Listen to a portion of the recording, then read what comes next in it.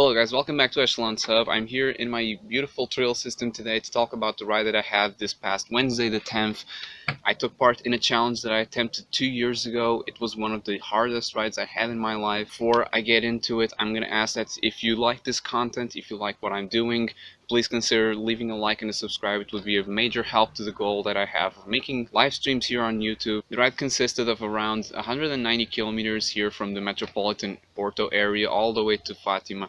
In Fatima, there's the sanctuary, which it's a holy place here in Portugal, and it's usually a bucket list ride for everyone here in Portugal, be it far, be it riders that live close to it.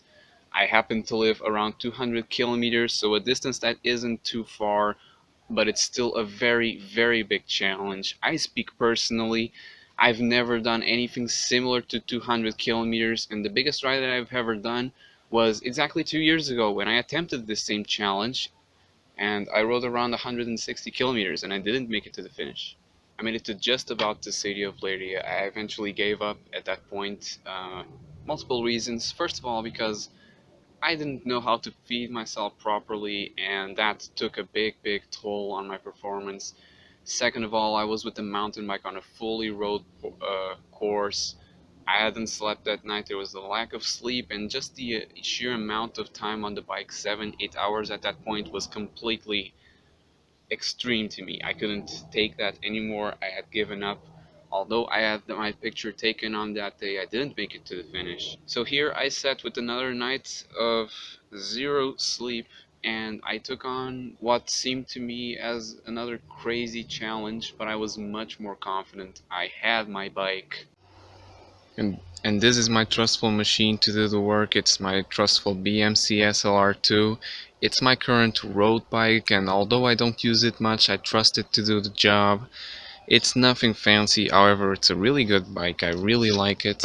It is equipped with both bidons, it has the rear light, it has two frontal lights and my Brighton, and this is what will get me to perform this, to me, beastful task.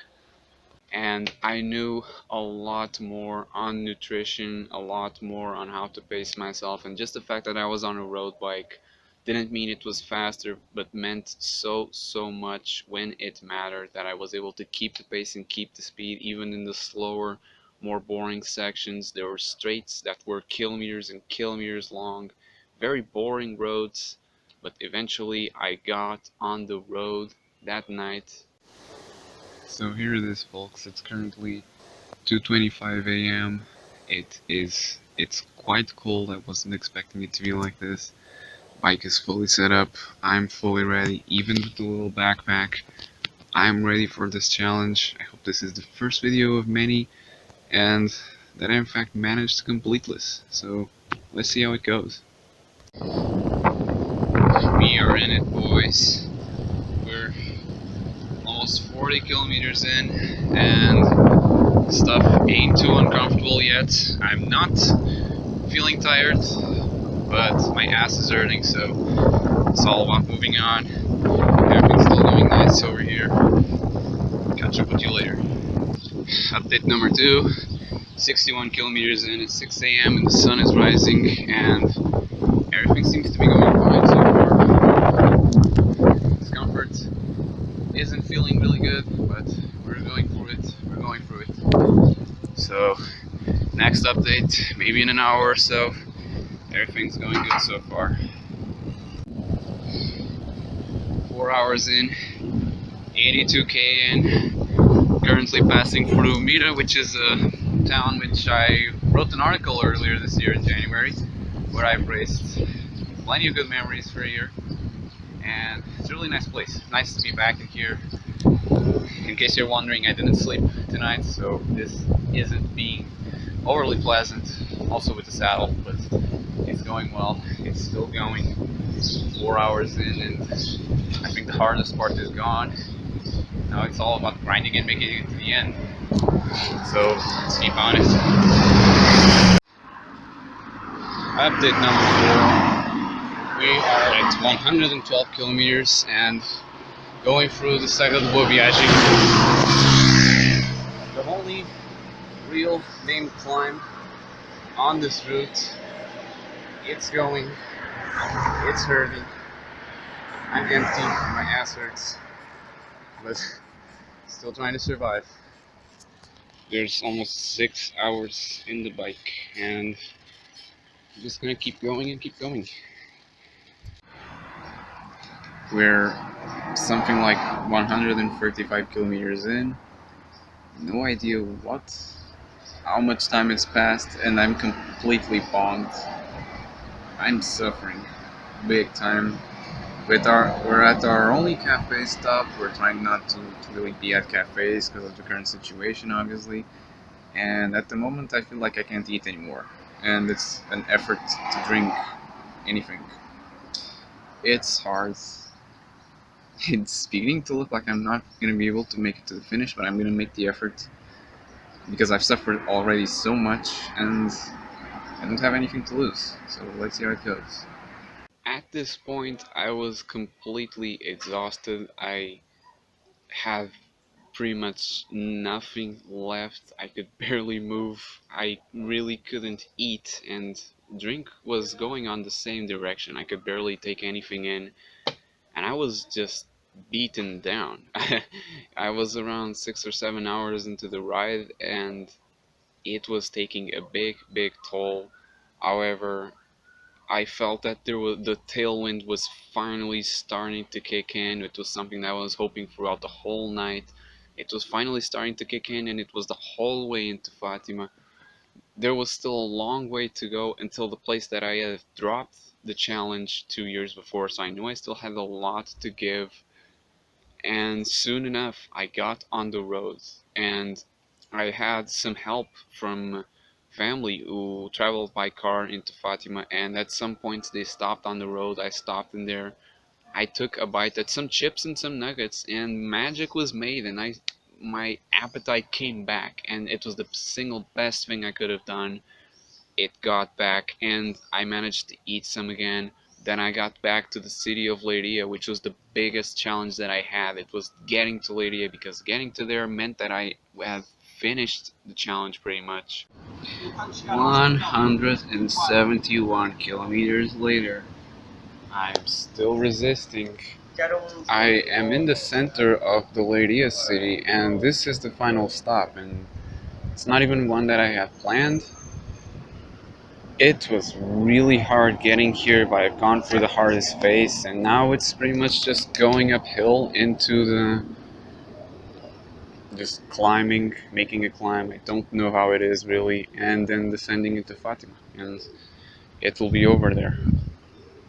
And after having this eaten, I was super confident. I thought nothing could bring me down. I had to climb all the way up to Fatima pretty much, but it was totally different. It wasn't a slog, and there was tailwind, and I was feeling good. I was feeling like I had some energy back, and those last kilometers were just wonderful. The climbing was quite hard. I suffered. I really did suffer in there, but then going downhill to Fatima was the best feeling ever. Very quick, and just a feeling of accomplishment. 195 kilometers later, I got there. To Fatima. Cannot believe I just did it. It was 193 kilometers. I just did it. I got here. Here's the place. I don't know what I'm gonna do now, but I'm so happy that I managed to accomplish this. I'll say more after.